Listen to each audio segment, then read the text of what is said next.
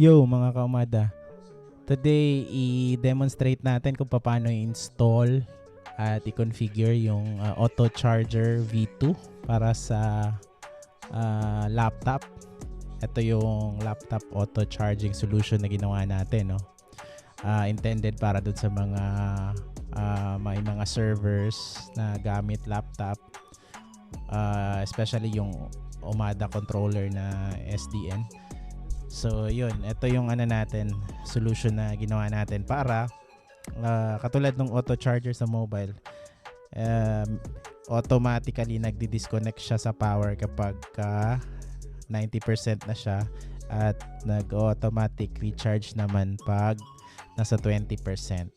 Ito naman is pang variable, ito pwede niyong baguhin, no? Sa configuration, may configuration file tayo. So ito na yung version for laptop. Okay, so puntahan nyo lang tong link na to. Lagay ko na lang sa description. So ito na yung, dito na yung guide, tsaka yung kailangan natin i-download ng mga published files, no? So una, download nyo na lang muna yung ito, punta kayo dito, click nyo tong code drop down, tapos download nyo yung zip file. Ayan, so download natin, save lang natin. Ayan, okay. Tapos punta lang tayo dito, no, sa mga requirements. Discuss lang muna natin real quick yung mga requirements. So eto, kailangan natin ng Python 3.11 pataas. Yung gamit ko 3.11.4 para dito sa demo. And then meron tayong Python libraries na kailangan na i-install din, Tapu, tsaka yung psutil na library. And then, of course, kailangan natin ng Tapu Smart Plug. It's either P100 or P105 kung alin yung mas mura. Meron yan sa Shopee. Mga around 300 siguro to 400. Depende sa Tapos, syempre, pag may Tapu Smart Plug, meron tayong Tapu account. And then, of course, meron tayong Tapu account, meron tayong Tapu credentials, no? So, kailangan natin yan, yung username, password, tsaka yung IP ng smart plug. And then, next is laptop and smart plug. Ito, tandaan nyo, dapat yung laptop and smart plug connected sila sa same network. And then, lastly is yung smart plug IP. Kailangan pala natin i-set to static doon sa router. Kasi nga, nagbabago-bago siya pag hindi naka-static, no? And then, ito for reference lang. Ito yung unofficial na Tapu API na gamit natin. Sa mga gustong basahin yung usage reference, ayun, visit nyo lang tong na to, link na to. Okay, so yun, tapos nun proceed na tayo dito sa installation part. So ayun, na-download na natin yung zip file, yung zip. Install natin yung Python. Ito yung download link ng Python. So ayan, install now. Ito, kailangan i-check to. Add Python executable to path. Ayan, install now.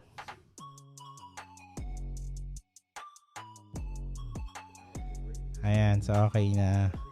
So ayan, close nyo lang. Okay, so done na ang installation. Close lang natin.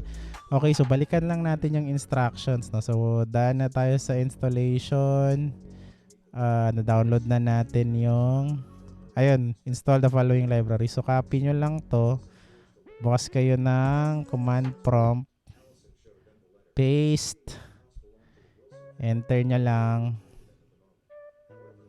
Ayan, install na yan. Okay, install na siya. Tapos proceed lang tayo sa next instruction. Download natin. Okay, downloaded na to.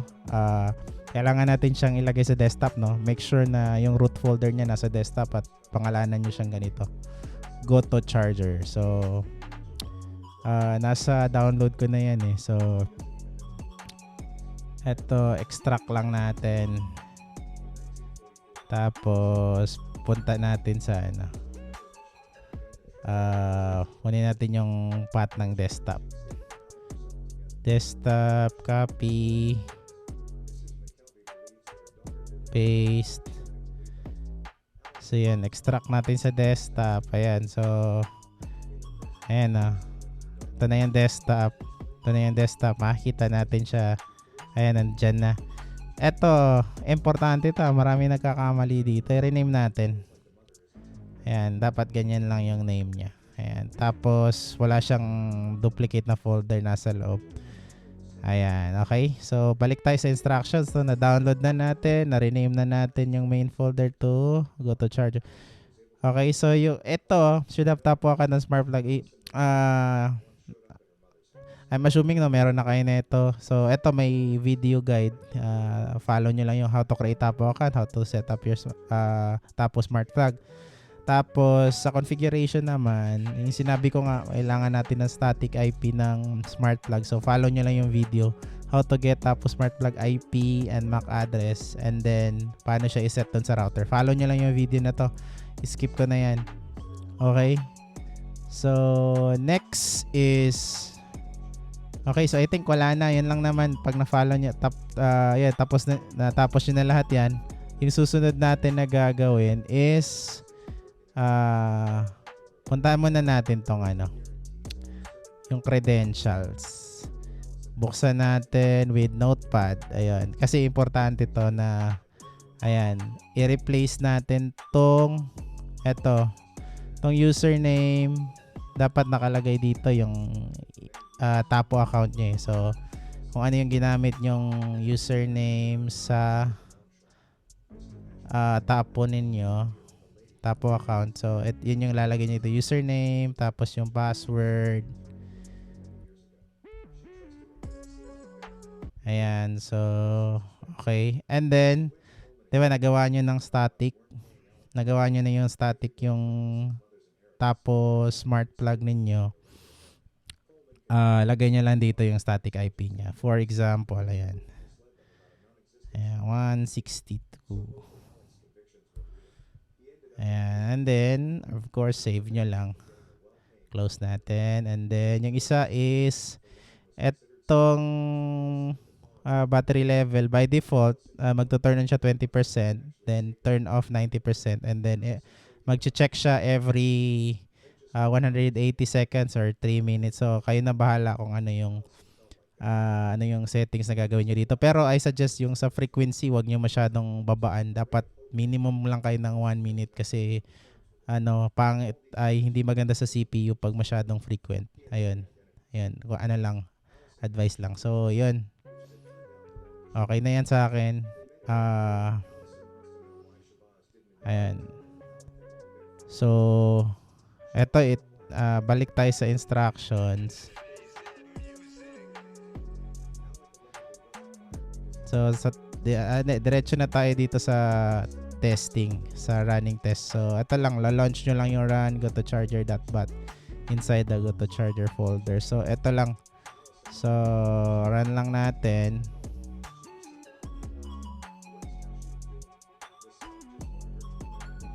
Ayan. So, may magbubukas ganitong may magbubukas na terminal.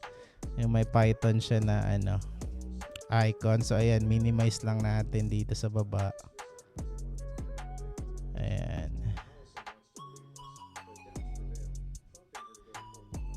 Ayan. Kita natin yung logs dyan sa gilid kung ano yung nangyayari.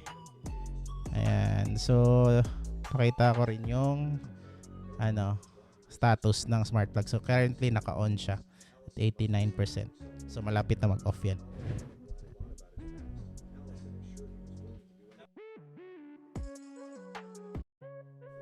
Ayan, so 90% na So, ayan, magka-count lang yan ng parang 3 minutes tapos i-check niya na yung level and tapos i-execute niya na kung ano yung gagawin kung on or off sa smart plug. So, may nakalimutan pala ako kanina na requirement. Dapat chinek pala muna natin yung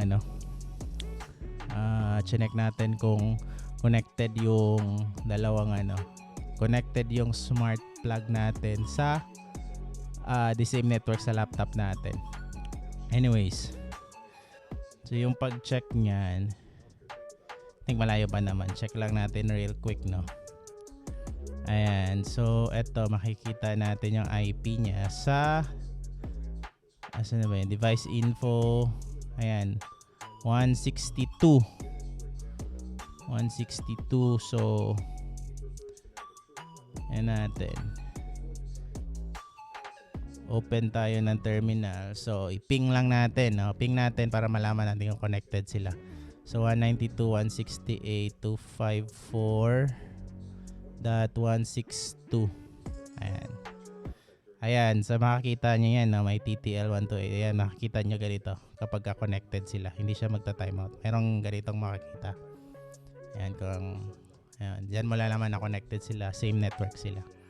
Okay. So ngayon hintayin natin. Currently naka-on yung smart plug natin. Ayan, makikita nyo naka-light yung on na icon. So yan. So mga 3 minutes kasi 20 seconds to per log. So mga 9 logs. Ayan, di ba? So nag-turn off na siya. Ayan, nakita nyo naman, di ba? Namatay na yung sa application. Okay. So ngayon test natin yung gawin nating close muna natin to. Gawin naman natin, i-on natin ulit. So puntahan natin yung configuration, battery level. Ayan. Gawin natin dapat mag-on siya 91%. Sige. 91%. So, gawin natin 100. Save. Ayan, importante save natin bago i-close. Ayan. So yan, run nyo lang ulit. Ayan, ito, run auto charger. Ayan, so ayan, minimize ko lang dito sa baba, no. Ayan, para makita. Okay, tapos ayan, abangan natin yung screen ng smartphone natin. Ayan, dapat mag-on yan pagdating niya ng 3 minutes kasi nga yan naka 91% yung nilagay natin sa battery level. Ayan, fast forward ko na lang dito banda kasi medyo matagal-tagal yung 3 minutes.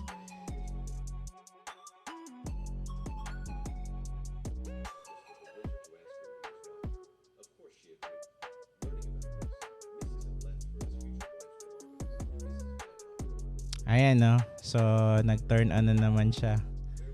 Kasi nga nag-set natin 91. So na-detect niya na low bat or kumbaga na-treat niya as battery low kaya nag-on na siya. Ayan. So yun, working yung natin, no. Yung auto charging solution natin for laptop. Additional information pala dito sa auto charger V2 natin, no. Para automatic siya mag-run every time mag-restart yung operating system, gawa natin siya ng shortcut sa desktop. Tapos yung shortcut na yon, ilagay natin dun sa startup na folder. Punta lang kayo dun sa run window, type nyo shell :startup, tapos i-drag nyo lang siya dun sa startup para every time nag-restart kayo, automatic din mag-i-start yung script. Okay? And disclaimer lang din na kapag nagkaroon ng problema sa network ninyo or sa smart plug ninyo, 3 beses lang nagre-retry yung script natin. After 3 times mag-i-exit na siya. So that means mamamatay siya. Ang kailangan nyo lang gawin is i-run nyo siya ulit doon sa auto charger folder. So malalaman nyo kung ano nangyari sa kanya is i-open nyo yung logs, yung script log, para makita nyo kung ano yung naging problema niya. Just in case na biglang nawala yung Python script na nagra-run sa taskbar. So possibly nagkaroon ng problema. It's either nagkaroon ng problema sa network or sa device niyo. So 3 attempts lang. Ayun lang. That's it for this video. Thank you very much. See you sa next videos. Bye-bye.